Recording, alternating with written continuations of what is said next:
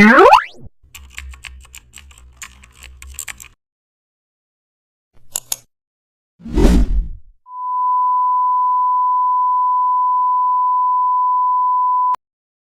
back to the channel. Today we will reshape our logo element using the direct selection tool.